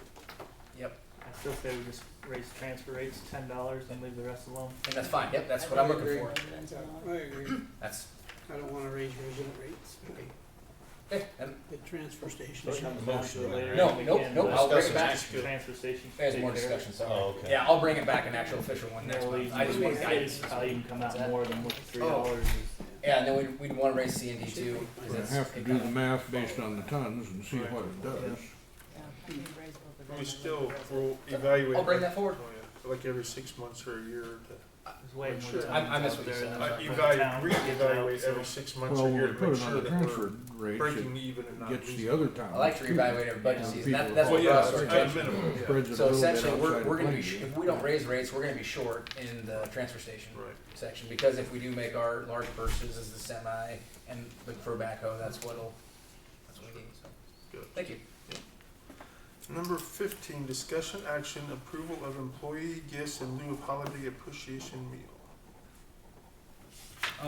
We did this last year. We didn't have our meal. We decided with COVID and everything, we didn't just think it was a good idea to get everybody obviously grouped up together.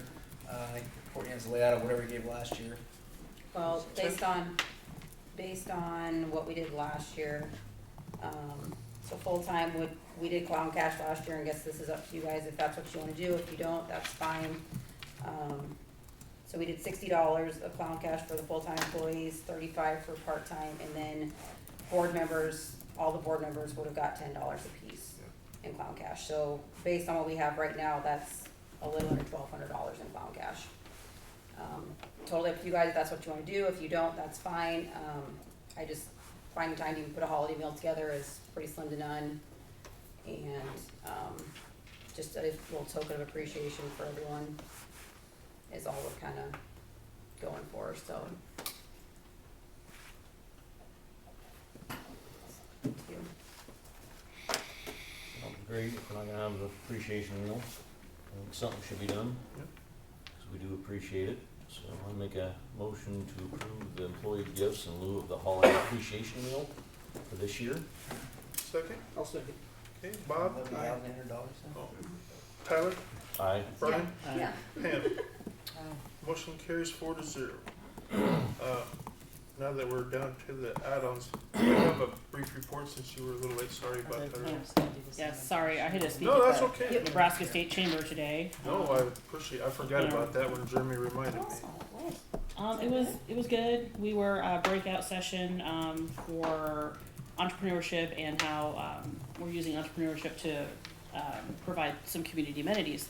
So it was us in Stewart County, and then the Norfolk mayor was our moderator, and then we had Steve Barth from Kearney talking about the Crane Theater, and then the state speaker of the legislature was there as well, talking about, I don't know if you've heard about the Star Wars initiative. Sounds kind of cooler than it is, but it's basically a big improving effort. recreation areas around the state. So kind of maybe redoing some things at Niobrara State Park, Lewis and Clark, creating another lake maybe down between Omaha area. So yeah, he was talking about that. So yeah, it was a great experience. It's just a big day when you drive down and talk for an hour and a half and then I rush back. So let me pull up my report here really quick.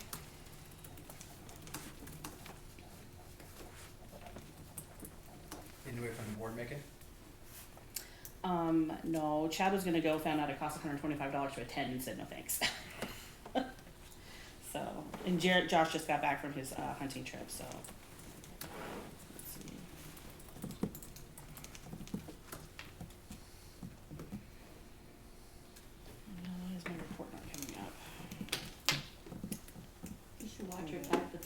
hear now. It's probably amazing.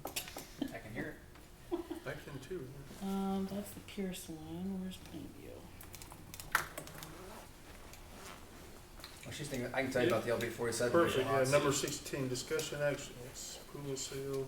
So that's the lots. So essentially what we've discovered is every time we showed these people lots, they look at Devin Johnson's house and Grant Doomer's house and they go, no way in heck am I shut on a house in that small property. Especially a new house. Obviously people want space when they're moving out there. They don't want to be cramped in there. I think the ideas were good when they first started. They wanted to get, maximize their homes there and everything. Or build a fence, yeah. And so we decided that, or the LB40 decided to turn 2 lots into 3 lots because there were 6 lots total on each side. And then they sold each of the 2 lots in the middle, each split it, and one owner bought one and one owner bought the other. So Devin Johnson bought a lot, and then so Doomer's bought a lot. Or they're proposing to buy a lot, which will be down there. So, and then we will obviously market the other 2 behind their houses as 3 lots. So it'll be $3,000 for each parcel when we get done. Yeah. We learned the hard way. Haynes's came in. Bruce did all the work. They came in. They said, we did the math. We have a picture of our house, and we would have 10 foot next to our neighbor until we get our property line. So we don't want to be that close to the neighbor. And so that's really what really spurred the thought process. It reduces the amount of homes we plan to have 6 homes up there, we'll only allow 4. But I think it would advance us then if we can fill those other 2 to buy the next lot over and maybe put 5th Street in. And Would they reconsider doing there, or did they jump over a block? They purchased another lot. Yep. Yep. And I mean, and up in that area, that the lot sizes are quite large. And so this does keep us more in line with what's already going on up there. Yes. So, So do we need to vote on that real quick? Looks like it. yeah. Make a motion to approval of the sale of the LB 840 subdivision lots. Okay, second? Second. Second. Pam? Aye. Brian? Aye. Bob? Aye. Tyler? Aye. Motion approved 4-0. Okay. So quickly, Plainview Chamber has been pretty busy. A couple things coming up, hometown holidays, plan on December 11th and 12th, I believe. So the 11th, we'll be putting together all of the open houses. We have 5 ribbon cuttings that we're going to try to maybe hopefully squeeze in there for the new businesses. And the Plainview Library is doing their Build an Animal event. We've got some other things going on as well. And then Sunday will be the holiday light parade. We'll do Santa again in person, not through the glass like we did last year, and the parade of trees at Mary's restaurant. And Mary's has been great about accommodating those things. So we are looking forward to going back to normal with hometown holidays this year. A new thing that the chamber is going to try to do this year is doing a flash sale on the Clown Days cash or Clown Cash. So that's going to start Thanksgiving and run for 2 weeks. So if you purchase $20 worth of Clown Cash, you'll get 25. You get an extra 5. So I think there's a little bit of a sliding scale there as well.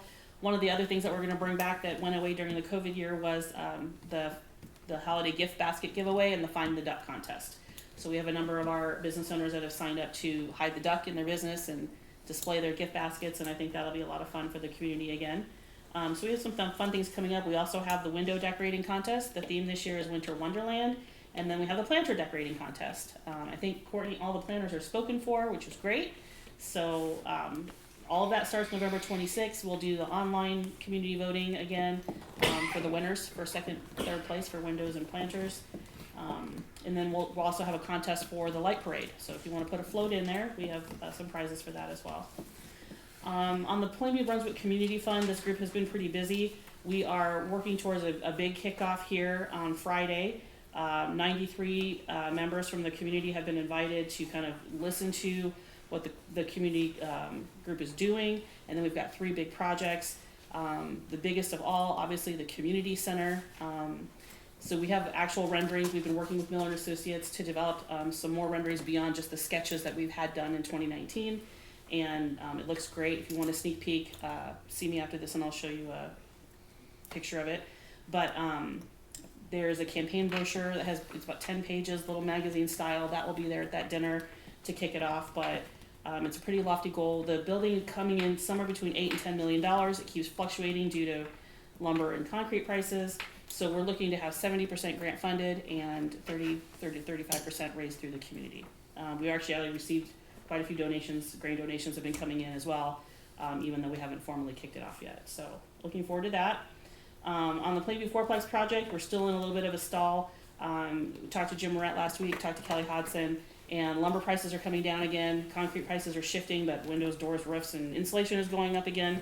Kelly's rebidding the project right now at Jim's request. Jim is also rebidding it through Green Gables. So we're waiting for those bids to come in so we can actually put together a pro forma to get to the state. So the date of our meeting with DED has been moved from the 16th to the end of the month. So hopefully all of those things come together so we can get going on that. Our downtown revitalization grant, we'll talk about an amendment here in a little bit, but that's been going pretty well. A lot of business owners are still just waiting for supplies. Windows are still almost 11 weeks out, and get going on those things. Our Rural Innovation Challenge grant, on last Monday we held a public engagement session where we presented the land use maps. There's 8 or 9 different overlays. You can go visit that on that riseourregion.com website. We also did an Ecap Recap, which was kind of neat, talking about all of the things that the community asked for with the Ecap process and how we've actually tackled every single one of those. And the community center is actually the last piece of that, so pretty interesting there. We put a little bit of that slideshow is up on Pierce County Economic Development Facebook page if you want to look at that.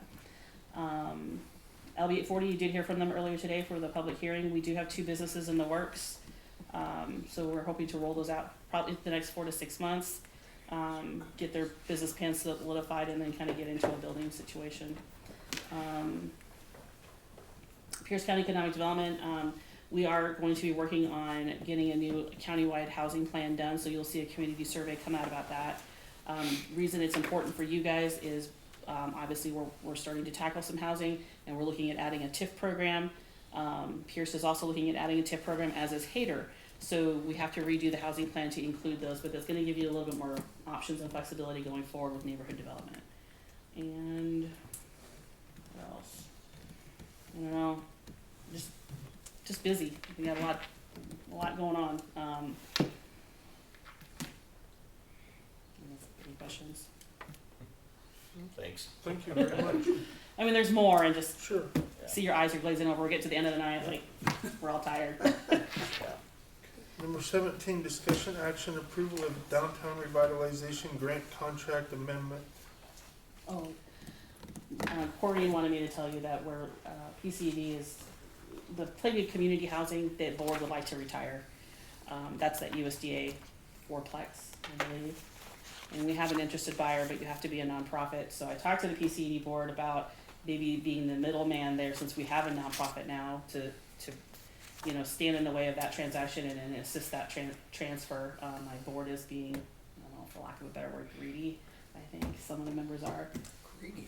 I think so. Consistent cautious. Greedy. Either that or we just turn it over to the city. Or Bruce's suggestion, just default on a loan and then let them come take it. So we're trying to work through it. The person who's interested in buying it is willing to jump through all the hoops, and I'm hoping that my board will come around and talk to them again. So, but just so you know, the existing board is tired and they would like to retire that They're project. proposing to make the fourplex board go through this enormous 17-step process with appraisals and all this folderol, so that they can turn it over to somebody else and pay off the loan. And it's just annoying. Susan wants to be nice to them and do what they say, and I want to just quit talking to them and never send them any money again. And then they'll foreclose, and we'll pay off the damn loan. I guess for me, I just don't want the words Plainview and default and housing project to be in the same sentence as we try to apply for housing stuff. Hooey. Well, that's true. Okay. Okay. So the DTR amendment. When we set forth on this DTR plan a couple of years ago with the DTR committee, we were working with Lowell Schroeder from DNED and drafting our plan. I guess the DTR committee and I were under the impression that we had a different payment plan available for the business owners. When we did our contractors meeting, when we talked to the business owners, and Lowell was with us at those meetings, we talked about how one thing that they could do was, instead of the business owner coming up with all of the money up front and waiting for reimbursement, that they could pay their 20%, show proof of payment to the city, submit the invoice to the city, have the city submit that down to NENAD for a drawdown, who would send it to the state, and then the city would get reimbursed and the contractor would be paid. And we told the contractors all of this information when they were at our meeting, and that was not an issue. But now NENAD has come back and told us that that is not in fact in our plan. Our plan is that the business owner must pay up the entire bill, wait for reimbursement for up to 45 days. The unique situation that we are in, and why we felt we were structuring it the way I talked to you previously about it, was we have 22 new business owners. We do not have up to $25,000 laying around to be reimbursed within 40, 50, 60 days. Banks are not interested in doing short-term loans for that. I've talked to LB 840, are you interested in doing short-term loans to cover that? They really weren't into that. You know, we're gap financing to help a business get here. We're not a bank either, so that wasn't of interest to them either. So we went back to NENAD and asked them, how could we amend the plan? Can we change something? And the state of Nebraska did send some information down that we could. So NENAD did drop some language to amend it to go back to the process that I just told you about. And the DTR committee reviewed that last week and approved it, so it is now in front of you. And I think you have the language there as well. But that's the process that we're asking for to help our business owners utilize it that if they want to. They can still certainly pay it all up front if they want, but with so many new business owners, we just can't. We can't maximize our DTR money if we stick to the original plan. And then I think Ryan Dean's here from NENAD. Yeah, if you guys have any questions, or also you might want to give Courtney a bunch more clown bucks, because she's going to have a lot more expediting paperwork. So. Apparently, we get an extra 5 for every 20. 2 weeks only. Is there a limit on that? No. So see, we just saved over the $1,200. Unlike Baumgart's, you could still use it this year. How many we get picked Yeah, it's for usually good for 90 days assessment? after you buy. Too early. Too soon? Too soon. Too soon. Okay, do we have a motion to approve the amended language? You sorry. don't need to approve it yet, because I still will submit it to DED. Sure. Right. And We they're just gonna- basically ask you for your Gotcha. blessing. Yeah, we just wanted to make sure you guys are on board with So it. like the unofficial nod of the head. Yes. All right, Yes. Right. so just Okay. need your unofficial Perfect. head nod, Gotcha. Yep. and And a then, second, no. and if the state does approve that change, then it'll come back to you for resolution. I They saw might- 5 head nods, so They might advise that we revise the language, so you guys might want to look at it, and yeah, you might want to look at it again, sure. but, it'll be, fingers crossed, he'll sign off on it. Well, thank you. Otherwise, we're gonna have to do short-term LB 840 loans, whether they like it or not, to maximize DTR. Have you heard any more about, not trying to say change this up, but the contractor? Because the one business owner's even putting on Facebook now, and he's told me, he said he can't get anybody to come bid his windows. Which business? The bowling alley. You may have noticed the manager of Curtis Law Office was on a 26-foot ladder painting the top of his office over the weekend. You can't get anybody to do anything. I guess for me, we gave them a list of contractors to call, and I am in the process of purchasing a building, and I called the window contractor, and they have openings, so. He said they won't return his call or won't come and give him a bid or. You can't leave a message on his answering machine. Tell him to change that. And I guess for me, the other business owners have had no issues, and I, like I said, just made a phone call yesterday and didn't have any issues either, so I can reach out to him and make sure he's working off the approved list. I gave him the approved list. Yeah, so, Okay. yes, I know. Thank you. Oops. Okay, number I know. 18, And I'm not discussion action approval of LB 840 sign application, State Farm, $628.45. This is Melissa Smith, obviously our new State Farm agent in town. She's moved over to the tech center. The sign is actually a little over $1,200, and the phone company is okay with her having a big attached sign out front, and so LB 840 looked at that, went ahead and approved it using our SAM program, so in front of you now. I'll approve the LB 840 sign application for State Farm Insurance for $628.45. Second, I'll second that motion. Pam, Aye. Bob, Tyler, Aye. Brian. Aye. Motion carries. Number 19, discussion action, City of Plainview representatives to Pierce County E911 Board. So when the county took over dispatch, and they basically went from 4 dispatch centers to 1, because Hayter was dispatched by Norfolk, Pierce had their own, Osmond had their own, Plainview had their own. Each agency got representative to meet, and we were meeting quarterly. Bruce Yosin was the primary, I was the alternate. When I got off the console, they left me on, I got back on, so Bruce has always been primary, I've always been alternate. We haven't met in over 3 years, so they're finally deciding, after much encouragement from me and others, December 1st, they're having a meeting. I asked Christy if she would be interested in being alternate if I was primary with your blessing, and she said yes. So it's up to the council to approve moving me from alternate to primary and then having Christy as alternate.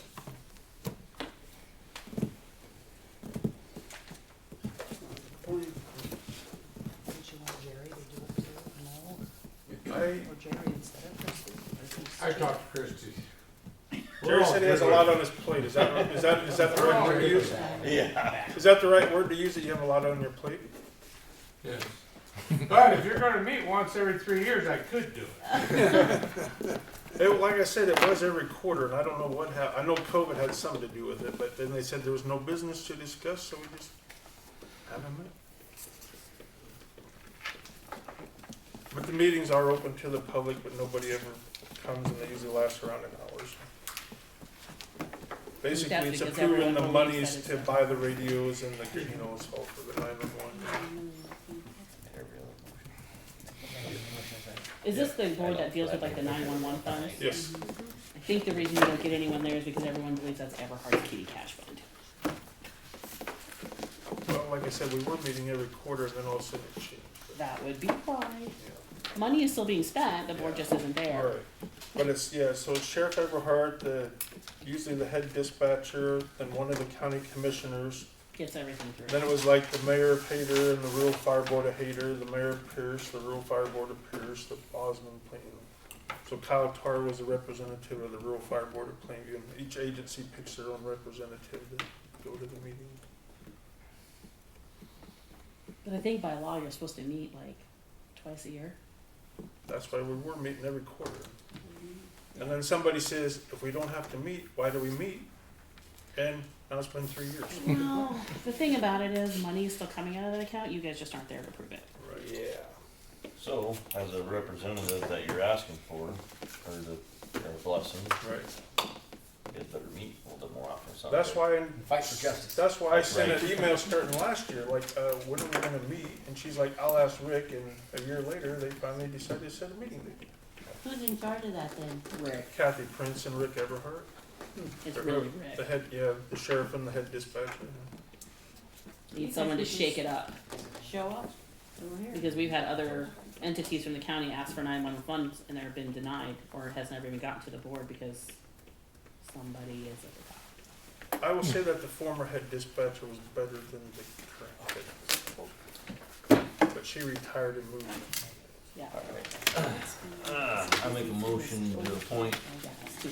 Brian Floody for City of Plainview representative to Pierce County E911 Board. And Christie as alternate. Okay, second? I'll second. Okay, Bob? Aye. Tyler? Aye. Brian? Aye. Pam? Aye. Motion carries. Number 20, council comments. Tyler? I have none this time. Pam? No. Bob? Good, Brian. Brian? Motion to adjourn? Actually, I got one comment for sorry. you guys before you go. The county, commissioners are asking for input on how to spend the ARPA funds finally. Currently, Rick Everhart would like $300,000 for emergency radios. County is looking to spend the rest of the $1.2 million they've been awarded, and they're looking to see if there's any input. Okay, that would Area? reach the level of a pretty substantial agenda item. When do they need an answer? They don't have to spend the money till 2024, so just start thinking about things. I think she means you go to the commissioners meeting and Yeah. give her the right letter. Agenda item for next month? Well, they wanted to come through economic development, so just tell me if there's things you want. Because currently, there's no plans. Does that 300,000 cover our units too, or police units as well? We'd have to ask Rick Everhart. Supposed to, they want it all to be universal. Everybody has the same. They're gonna do them all at once. So everybody's on the same page. So the only thing I've heard of other counties is they're using it for the pay raises for the employees. No, there's one county that's doing that, and they're probably not going to get that approved, and they'll be on the Get hook. in trouble.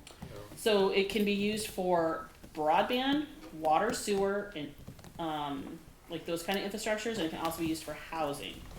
But I would say other water, sewer, and housing are a high priority in Plainview. right. So I'm looking into see what other counties have done, more progressive counties, because for me it's sort of like don't just expend the money just to get rid of the money. Right. Maybe find a way to make that money make you money. So I'm looking into that. But any ideas you might have, we will entertain them. Take them to the commissioners for you. Water'd be good. Water and sewer. What, do you really feel that the county's gonna hand money away to cities? So their brilliant plan, because currently the board that is been created by the clerk's office down there to get rid of the money was just the elected officials, which they have no clue. And so they were like, what if we just give every town $50,000 for housing? And I'm like, really stupid. So maybe let's come up with a plan. So now they're thinking about coming up with a plan. So they are willing to divvy it up amongst the communities. I mean, Osmond obviously wants to do fiber to the home and do some broadband, and if they give money to Osmond, they want to give money to the other communities. Well, Plainview is perfect in fiber, so we don't need that. So what else could we use it for? You know, I thought Biden's gonna do that broadband. Water. Or we could pave Lincoln Street. Or we could pay them. Can't be used for paving. can't be used for paving. Although the infrastructure bill, I believe, went through. It is. So if the infrastructure went through, you will get money for roads and bridges. It should trickle down. One thing about Lincoln Street, this would be a question for you. Wait, we probably adjourn first. It's not the same topic. I'll leave adjourn first. Okay. Anyway, just think about it. If you come up with anything, shoot me a text, email, phone call. I will compile a list, take it to them, and see what they say. Why Why don't you all get in an favor, aye? There you go. Why don't you Opposed, get an same email sign? to Courtney that sets out the parameters?